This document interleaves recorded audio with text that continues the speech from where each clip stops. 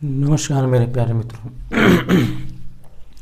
आज हम लोग आर्टिकल के सिलसिले में ही आर्टिकल के जो एक सफ़र हम लोग चल रहे हैं, इसको एक कहा जाए कि इसको हम लोग समझने का जो प्रयास कर रहे हैं पूरे के पूरे आर्टिकल में, इस श्रृंखला में आज हम लोग 85 पे पहुँचे हैं। आर्टिकल 85 यानी अनुच्छेद 85, इसमें क्या बातें की जाएगी? अनुच्छेद 85 कहाँ तक हम लोग बात कर लिए हैं? अनुच्छेद 84 तक बातें कर लिए हैं। कहाँ तक बात कर लिए हैं?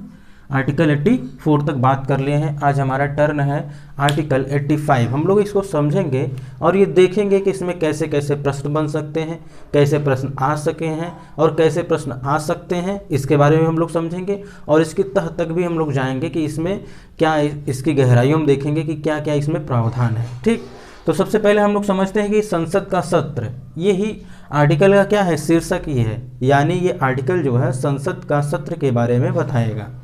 क्या बताएगा इसके बारे में चलिए हम लोग समझते हैं कि ये जो संसद का सत्र होता है ये प्रायः या फिर कहा जाए सामान्यतः 3 होता है। ठीक, सामान्यतः 3 होता है। इसको आप इससे भी ज़्यादा बुलाए जा सकते हैं। किसके द्वारा बुलाए जा सकते हैं? इसको स्थगित किए जा सकते हैं। ये स्थगन क्या होता है, सत्रावसान क्या होता है, हम लोग इसके बारे में भी समझेंगे। और यदि आप इस चैनल के पुराने सब्सक्राइबर यानी पुराने सदस्य अगर हैं तो आप इस पे देखे होंगे कि ढेरों सारे वीडियोज स्थगन पे, सत्रावसान पे और अविश्वास प्रस्ताव पे, विश्वास प्रस्ताव पे, ये सारे के सारे टॉपिक पर वीडियोज ऑलरेडी पड़े हुए हैं, अपलोडेड हैं। आप उन्हें अवश्य देखिए। जब उनको आप देख लेंगे तब ये आर्टिकल आप देखेंगे तो आपको ज़्यादा ही क्लियर हो जाएगा। फिलहाल मैं और भी डिटेल से समझाने का प्रयास करूँगा। ठीक, जो व्यवहारिक तरीके से होगा। क्या होगा? एकदम व्यवहारिक तरीके से हम लोग बात करेंगे। संसद का सत्र, एक वर्ष में 2 सत्र कम से कम क्या है, अनिवार्य है। यानी एक वर्ष है, इसमें 2 सत्र क्या करना है, अनिवार्य है बुलाना। ठीक, परंतु एक सत्र की समाप्ति और दूसरे सत्र की प्रारंभ के बीच में 6 माह से अधिक का गैप नहीं होना चाहिए। ये प्रश्न पूछे जाते हैं, ये प्रश्न पूछे जाते हैं। यदि आप जो भी एग्जामिनेशन की आप तैयारी कर रहे हो, जिस भी प्रतियोगी परीक्षाओं की तैयारी कर रहे हो, चाहे वो स्टेट लेवल हो चाहे सेंट्रल लेवल हो, आप उसमें ये चीज़ें देख सकते हैं कि आप विगत वर्ष के प्रश्नों में पॉलिटी सेक्शन में, किसमें, पॉलिटी सेक्शन में आप देखेंगे तो ये प्रश्न अवश्य आते हैं कि एक सत्र की समाप्ति और दूसरे सत्र के प्रारंभ के बीच में कम से कम कितने माह की क्या होनी चाहिए, अंतराल होनी चाहिए। तो 6 माह से अधिक नहीं होना चाहिए। ठीक, अब ये चाहे तो चाहे जितना सत्र बुला सकते हैं, लेकिन कब हम समझेंगे, इसके बाद समझेंगे। परंतु व्यवहारिक रूप से एक वर्ष में 3 सत्र होते हैं। बात क्या हुई है यहाँ पे? बात ये कही जा रही है कि एक सत्र की समाप्ति और दूसरे सत्र के प्रारंभ में 6 माह से अधिक का गैप नहीं होना चाहिए। परंतु व्यवहार में क्या होता है? व्यवहार में इसके 3 सत्र होते हैं। कौन कौन सत्र होते हैं? बजट सत्र होता है, मानसून सत्र होता है, शीतकालीन सत्र होता है। बजट सत्र कब आता है? फरवरी माह के अंतिम कार्य दिवस। अंतिम कार्य दिवस मतलब अंतिम सप्ताह वाला जो दिन रहता है उसमें होता है। ठीक, और फरवरी माह के अंतिम कार्य दिवस पे ये आता है, बजट सत्र आता है। मानसून सत्र कब आता है? अगस्त में आता है। और शीतकालीन सत्र कब आता है? नवंबर में आता है, क्योंकि शीत तभी से ही पड़ने लगती है, यानी ठंडी तभी से पड़ने लगती है। ठीक, एक वर्ष में आवश्यकता के अनुसार चाहे जितना सत्र बुलाए जा सकते हैं। ठीक, जो चीज़ें मैं बता रहा हूँ इसको बस केवल आप एकदम खाली दिमाग रख करके सुनिए।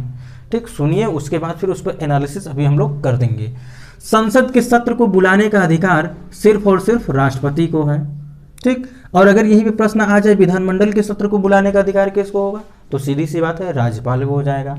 संसद के सत्र का सत्रावसान करने का अधिकार किसको होगा? राष्ट्रपति होगा। यहाँ संसद के सत्र होगा। ठीक, संसद के सत्र का सत्रावसान करने का अधिकार किसको होगा? राष्ट्रपति का होगा। संसद को स्थगित करने का अधिकार किसको होगा? पीठासीन अधिकारी यानी ऑफिसर ऑफ द काउंसिल को होगा। तो ये बातें क्या हो गई? ये सत्र बुलाने का क्या मतलब है, क्या अर्थ है? यानी कि अगर सत्र नहीं बुलाए जा रहे हैं, सत्र नहीं एक भी हुआ है या फिर स्टार्ट भी करना है, तो सत्र का यानी वो बैठक का बुलाएंगे कौन? उस बैठक को बुलाएंगे कौन? राष्ट्रपति महोदय बुलाएंगे। मान लीजिए कोई बैठक करनी है संसद में ही और किसी विषय पर विचार करना है, बातें करनी है, अपने मत रखने हैं, तो राष्ट्रपति को ये अधिकार होगा, वो क्या करेंगे, सारे संसद के सदस्यों को क्या करेंगे, बुलाएंगे उस बैठक में शामिल होने के लिए। तो ये अधिकार किसको है, उनको है। ऐसे ही आप गांव में देखेंगे, अगर आप गांव से बिलोंग करते होंगे तो पहले क्या होता था, जमींदारी व्यवस्था होती थी। जमींदारी व्यवस्था में ये होती थी, जो गांव में जो जमींदार होते थे वो क्या करते थे, एक सत्र बुलाते थे। कोई भी ऐसा मैटर हो, कोई भी ऐसा विवाद हो, कोई भी इश्यू हो, तो क्या करते थे, वो सभी लोगों का एक सत्र बुला लेते थे कि आइए सब लोग, हम लोग इसके बारे में कुछ डिसीजन लेते हैं, कुछ बातें करते हैं। तो बुलाने के बाद क्या होता था, अब वो बुलाते भी थे और वही ख़त्म भी करते थे। यहाँ पर भी बात ऐसे ही है, ये जो राष्ट्रपति महोदय हैं ये इस सत्र को बुला भी सकते हैं और सत्र का समापन भी कर सकते हैं, यानी सत्रावसान भी कर सकते हैं। ठीक, जैसे देहावसान होता है ना, कि कोई मृत्यु को प्राप्त हो जाता है, कहते हैं उनका देहावसान हो गया है, वैसे सत्रावसान होता है, यानी सत्र का क्या हो गया, मृत्यु हो गई। लेकिन किसकी, केवल एक ही सत्र की, दूसरे सत्र की नहीं। ठीक, तो क्या है, ये आवश्यकता के अनुसार चाहे जितने सत्र बुलाए जा सकते हैं, ये तो बात क्लियर है। संसद के सत्र को बुलाने का भी अधिकार किसको होगा, राष्ट्रपति को होगा, ये भी क्लियर हो गया होगा। संसद के सत्र का सत्रावसान करने का भी अधिकार किसको होगा, राष्ट्रपति जी को होगा, ये भी क्लियर हो गया होगा। अब बात ये नहीं समझ में आ रही है कि संसद को स्थगन करने का अधिकार, संसद के सत्र को जो है स्थगन करने का अधिकार पीठासीन अधिकारी, ये पीठासीन अधिकारी होता कौन है। पीठासीन अधिकारी देखिए लोकसभा में जो होते हैं, लोकसभा में जो होते हैं लोकसभा अध्यक्ष होते हैं। ठीक, और राज्यसभा में कौन होंगे, सभापति होंगे। राज्यसभा में सभापति जो होते हैं, लोकसभा के लोकसभा अध्यक्ष हो जाएंगे। ठीक, लोकसभा क्या हो जाएंगे, अध्यक्ष हो जाएंगे। राज्यसभा के सभापति क्या होते हैं, पीठासीन अधिकारी होते हैं। यदि मान लीजिए सत्र का स्थगन करना, स्थगन का मतलब होता है कि उसी पे रोक देना है। मान लीजिए बैठक चल रही थी, बैठक चलते चलते ही बीच में अगर उसे रोकना है, बीच में ही उसे रोक देना है, तो कौन रोकेगा, वो संसद का पीठासीन अधिकारी करेगा, यानी कि लोकसभा का अध्यक्ष करेगा। ठीक, अब ये सब बैठक किए हुए हैं, बीच में ही जो है क्या करें, पीठासीन अधिकारी बोल दें ऐसा है कि अभी इस सत्र को क्या कर दिया जाए, रोक दिया जाए, तो इसको बोलते हैं स्थगित करना। क्या करना, स्थगित करना। तो ये हुआ, ये आर्टिकल का महत्व हुआ और इसके प्रावधान क्या है इसके बारे में। अब सत्र का जो है स्थगन कर दिए, अब अगर सत्र को फिर से बुलाना है तो कौन बुलाएंगे, बताइए कौन बुलाएंगे, राष्ट्रपति महोदय बुलाएंगे। लेकिन अगर यही सत्र की स्थगन कर दिए तो ये क्या कर सकते हैं, ये कुछ कर सकते हैं, ये केवल स्थगन कर सकते हैं। ठीक, जब सत्र को बुलाना रहेगा तो राष्ट्रपति महोदय ही बुलाएंगे। ठीक, अब क्या है ये, एक बार फिर से समझिए कि एक सत्र के प्रारंभ और दूसरे सत्र की समाप्ति के बीच में कितने माह की गैप नहीं होनी चाहिए, 6 माह की। और एक वर्ष में कम से कम 2 सत्र अवश्य होना चाहिए, 2 सत्र जरूर होना चाहिए। सामान्य रूप में या फिर कहा जाए व्यवहारिक रूप में 3 सत्र होते हैं, बजट सत्र, मानसून सत्र और शीतकालीन सत्र। आवश्यकता के अनुसार चाहे जितने सत्र बुलाए जा सकते हैं, अगर जरूरत पड़ी तो, आवश्यकता पड़ी तो। संसद के सत्र को बुलाने का अधिकार जो होगा राष्ट्रपति को होगा। संसद के सत्र का सत्रावसान भी करने का जो अधिकार होगा वो राष्ट्रपति महोदय को ही होगा। और इसका स्थगन करने का अधिकार जो होगा वो पीठासीन अधिकारी को होगा। ठीक, पीठासीन अधिकारी को होगा। अब मान लीजिए कि अगर राष्ट्रपति महोदय उपस्थित ही ना हो, तब कौन सत्र का बुलाएगा, कौन सत्र को, तो राष्ट्रपति महोदय को उपस्थित होना अनिवार्य होगा। यहाँ पर ऐसे प्रश्न आपसे हो सकता है उलझाने के लिए पूछे जा सकते हैं, लेकिन ऐसा प्रश्न नहीं पूछे गए हैं। हो सकता है कभी फ्यूचर में पूछ लिए जाएं।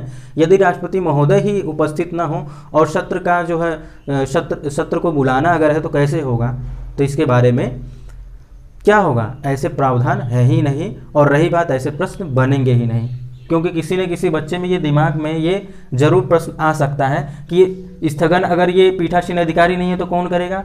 तो लोकसभा में अध्यक्ष और उपाध्यक्ष दोनों होते हैं, आप लोग इस बारे में जानते होंगे कि लोकसभा के अध्यक्ष जो होते हैं वो पीठासीन अधिकारी हैं। अगर लोकसभा अध्यक्ष किसी कारणवश किसी कार्यवश अगर चले गए हैं तो ये सारी की सारी जिम्मेदारियां कौन उठाते हैं, लोकसभा के उपाध्यक्ष उठाते हैं। जैसे कि हम लोग आगे जब पढ़ेंगे तो बात ये होगी, संसद के अधिकारी, लोकसभा अध्यक्ष, उपाध्यक्ष, सभापति, उपसभापति, हम लोग इसके बारे में भी डिटेल करेंगे।